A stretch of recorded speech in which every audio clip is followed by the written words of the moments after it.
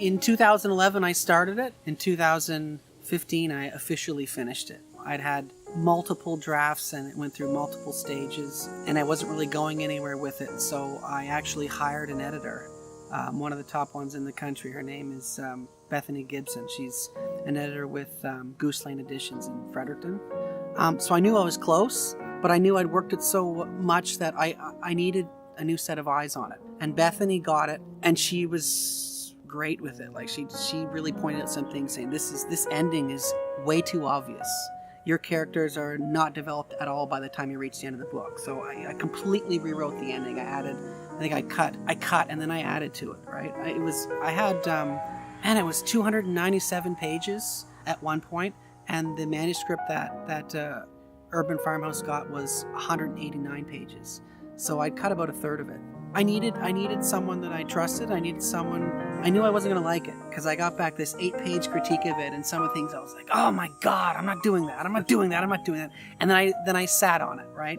And it must have been maybe a month or so. I started to think. I was like, this really makes sense. I really got to do these things because I've tried to rework this manuscript to the point where I can't do anything more with it, and there's something wrong with it. So I trusted her opinion, and she was a massive influence on the manuscript getting published. Jerrod is the author of our third work of fiction from Urban Farmhouse Press. It's called The Moon is Real, and it's set in St. John, New Brunswick. With Jerrod's work, it's a work of literary fiction with a little element of the dark underworld that you can find in, I guess, Canada. Most Americans, there's a dark underworld. Yeah, there is. But it's a wonderful book. We have copies available in the back, but I think I'm just going to let Jerrod talk. First of all, I want to thank Daniel for Urban Farmhouse Press.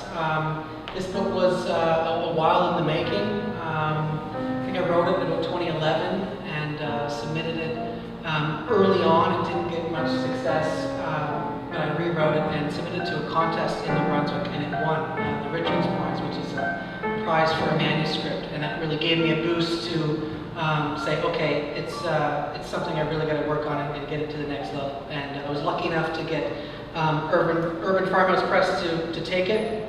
I had my 3 previous novels were published by Oberon Press, and I made the choice to try something new. And I kind of found myself out in the middle of nowhere without a press. I thought it would have been really easy to jump from Oberon to someone else, and it wasn't.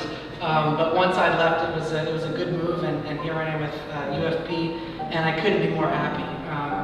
Just with what Daniel and Emily are doing with social media and just getting things out there, and the look of the book and the feel of the book, and working with Daniel, and he's incredibly patient working with me. Well, the book is about a few different things. One of them is about that thin line between what's real and what isn't. I like to say it's the how we sometimes need to go crazy in order to stay sane. I like that phrase to explain the book. It's also about fatherhood, something I hadn't really planned on doing, not consciously, but when it was written, I look back on it going, oh wow, okay, it's really about fatherhood. A few different stories rolled into one.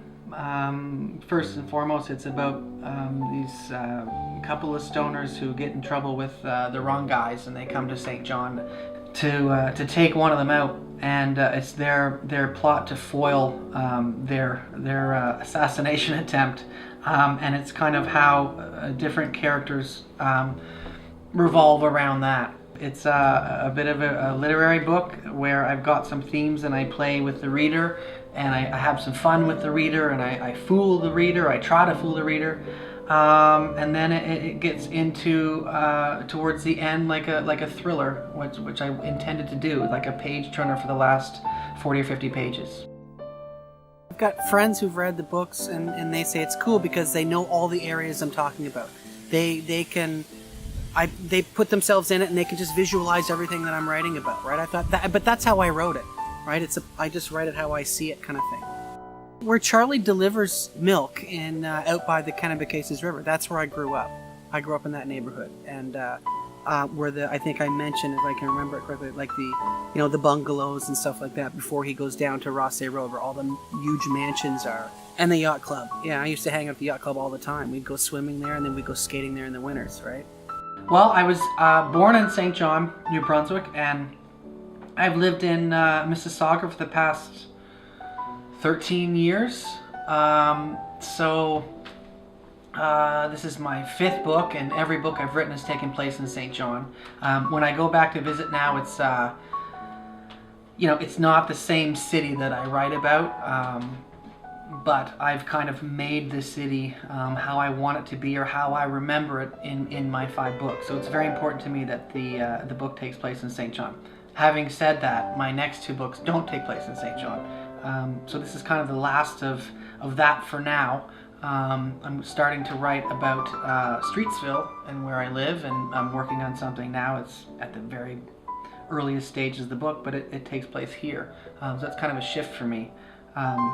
But St. John was and is a very important place to me, and a very important place for my writing, and I know I'll return to it at some point. I've got a lot of characters that roam through all my books, and yeah, I consider it home. What got me going on this book was the opening scene. That's how I've written the 3 previous novels. I just had an idea for a scene, and I kind of just went from there. I'm interested not in death, but what kind of surrounds it, the like funerals, and in writing the last book, or 2 books ago, A Place to Pretty Flowers, I wrote about Wiggins Funeral Home, and I've got characters created from that funeral home. So I wanted to write initially a book surrounding the funeral home. I didn't end up doing that, but I did write the opening scene with a wake taking place, and then I just went from there.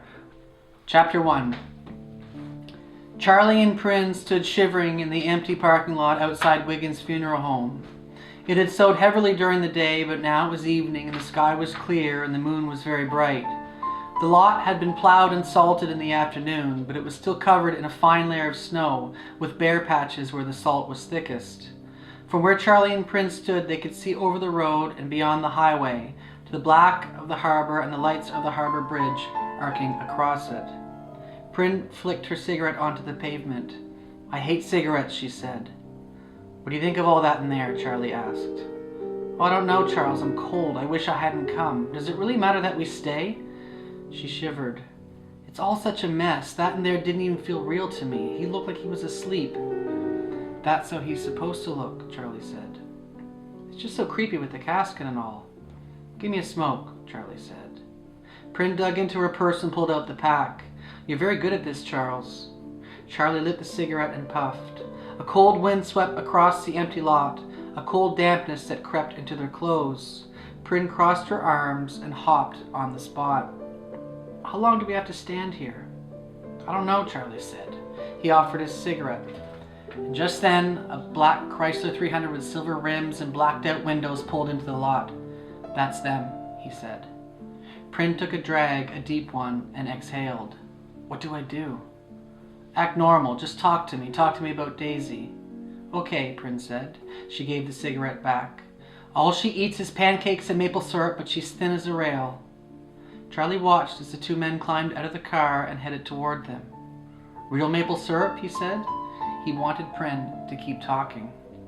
Prynne perked up. "Well, it's funny you should ask, because just yesterday I ran out and all I had was honey and she spit it out. She kept saying, 'Yucky, yucky.' I'm telling you, she's spoiled rotten."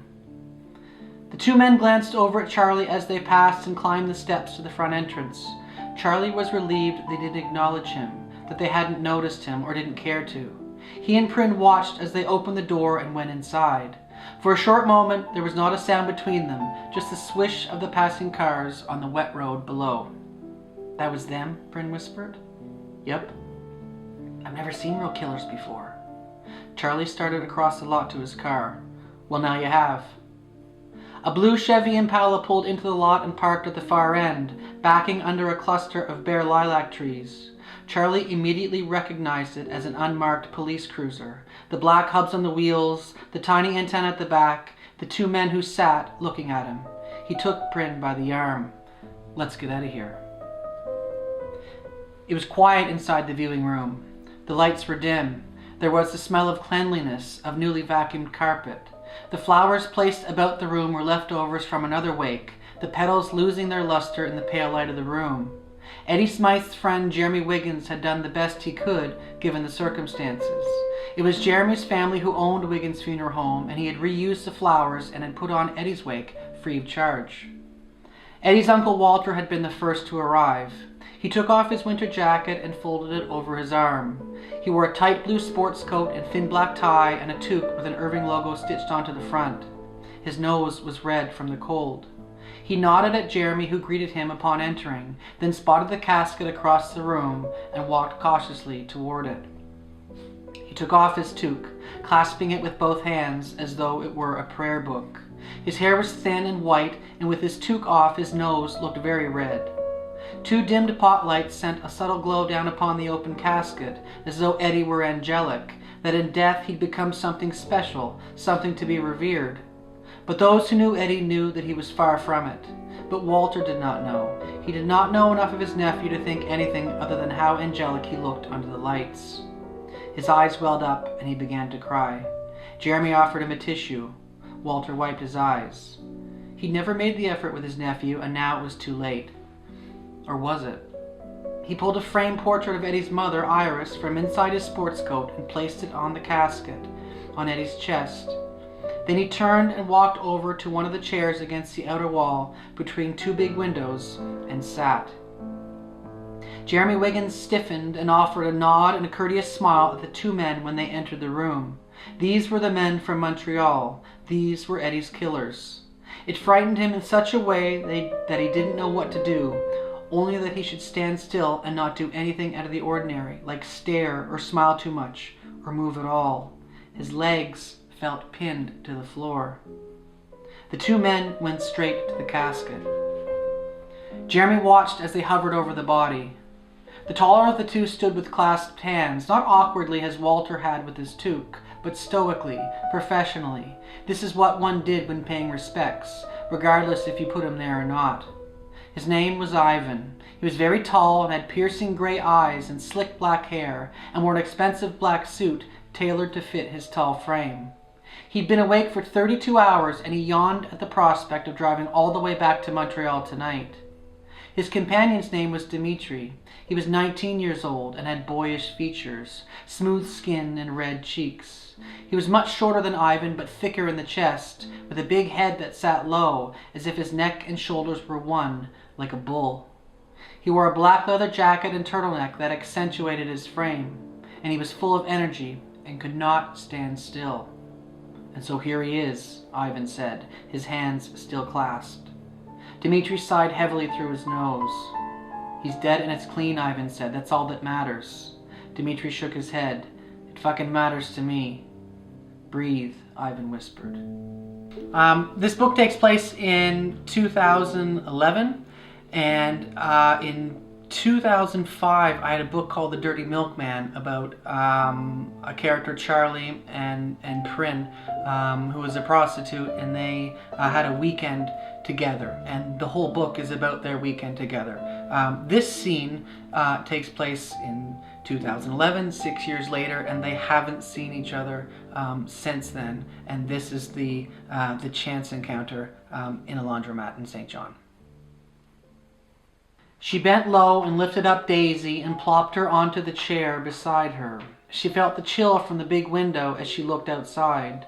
Wires crisscrossed the street. A car drove slowly by, its exhaust smoking in the cold, the driver bundled up and close to the wheel. Then Daisy dropped one of her dolls, and as Prin bent down to pick it up, a man came in, the cold air whooshing in behind him. She knew who it was the instant she looked up. She knew it was Charlie. Then Charlie glanced over at her, and their eyes met, and Charlie smiled, and Prin's heart fluttered. She stood up and took a step toward him. "Hello, Charles." Charlie recognized her right away. He remembered how she'd called him Charles and not Charlie, and how it had refined her in some small way, and it was one of the things that had drawn him to her. "How long has it been?" he asked. "A while," she said. He looked down at Daisy. "Yours?" Prin smiled and nodded. "And now you're a mom," Charlie said. He rolled on the balls of his feet. "She's some cute." Prin smiled again.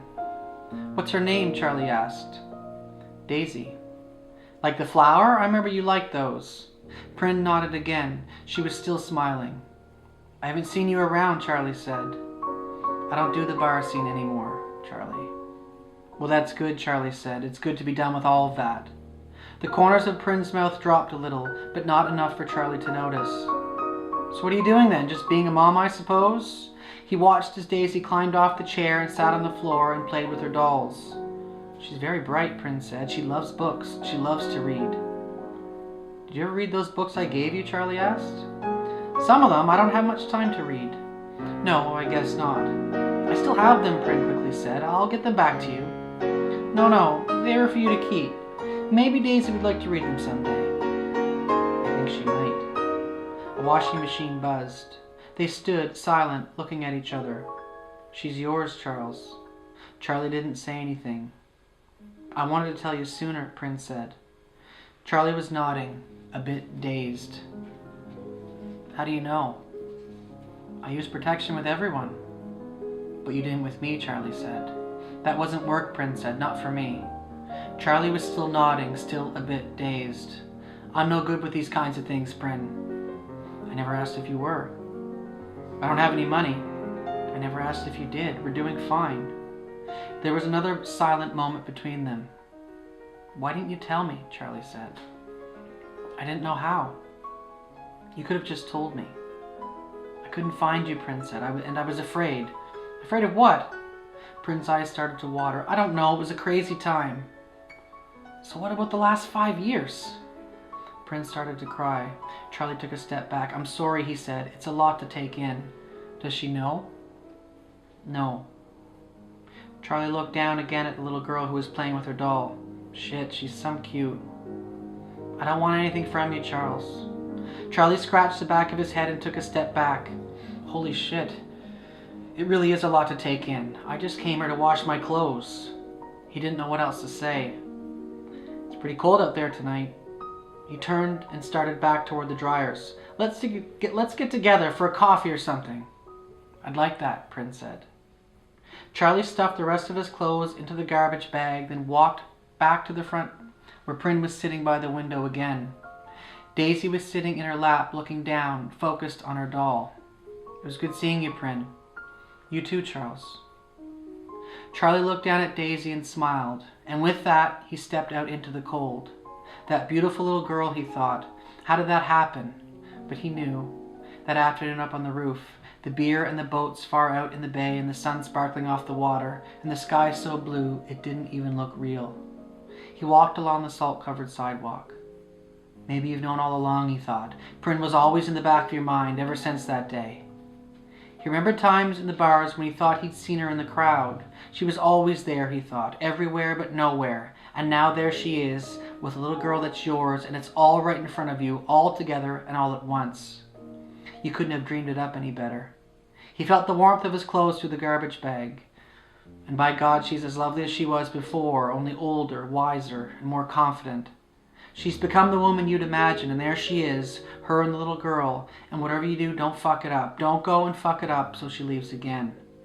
He raced back to the laundromat and stopped before going inside. He could see her by the window in that warm yellow light, and the little girl, his daughter, in her lap. Prince stood up when he walked in. Charlie plopped the garbage bag on the floor and took a moment to catch his breath. "After our weekend together, I went for 2 months watching you every night when you came home." Prin frowned. "You were stalking me?" No, it wasn't like that." "You were watching me come home every night?" Charlie looked down at the floor. "Okay, it was like that. But it wasn't in a weird stalker way or anything like that. I just wanted to make sure you were okay each night, that you got home safe." "I'm a big girl." "I know that. But thank you, Charles." Daisy held up her doll to Prin, and Prin smiled. "Then all of a sudden you weren't there anymore," Charlie said. "You just vanished." "I moved to Milledgeville. I didn't want to be uptown." "But you moved back." "Of course, this is my home." Charlie grinned, his breathing back to normal again. "I'm writing again. I've got a poetry collection I'm putting together to shop around. I go to the Bourbon Quarter and read at open mic night. I could read some to you. They might be a bit much for Daisy, but I could write some nursery rhymes if I tried. Maybe she could come over and I could read to her, and I could make up the small bedroom and fill it with toys, and maybe she could come over if it's okay with you. Maybe you could come over together. Bryn was smiling. Slow down, Charles. I only came here to wash clothes too. I've never really had a plan for my books, to have them say, okay, this is point A to point B, and this is what I've got to write. The one I'm working on now, Dogs, is so hard because I've got the plan laid out. It was such a hard thing to get that first draft done because it was kind of boring. Because I knew what I had to do, and it was kind of boring. It wasn't like I'm following the characters around and they're just kind of leading me on their way. I just like to tell a story. I get a lot of enjoyment when I read a paragraph and I really like it. If I work a sentence out and I go, oh, that's nice. I get real enjoyment out of that. But I don't write for that reason. I like to tell stories. I'm not at a point where, and I'll probably never get there, where I've got this big readership and I'm worried about what people are going to think. I don't have enough readers to worry about that stuff. And that's the great part of being with a small press, is I don't have those pressures. You know, I've got a couple kids' poems that I'm trying to get published, and that's obviously for my kids. When I write fiction, it's just what I want to write. I was thinking about it the other day. I don't set out to write a certain kind of book. It's just kind of like the stories just have to kind of get out, right? And I feel satisfied that story's out. And then hopefully by that point, I've got another story that has to get out again, right? So I don't choose it. It just kind of, I guess it chooses me, if that doesn't sound too cliche.